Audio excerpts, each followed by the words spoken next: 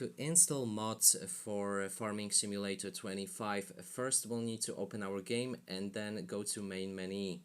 Now select downloadable content, and then here you'll be able to find all of the categories for mods that you can install. For example, let's go for the tracks like this, and then you can see that there's a track mod that adds this specific track to the game.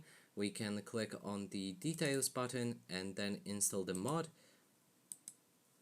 Then we need to check our download list and wait till our mod is installed into the game. Here it is. You can refresh it like that. And now to activate it for our saved game, we can go to career and select the specific slot. Then make sure that the mod is active by clicking on it like that. When it's green, it's active. Now both of the mods are active. That is actually DLC instead of the mod. We can click on the start and the track should be added to our car shop.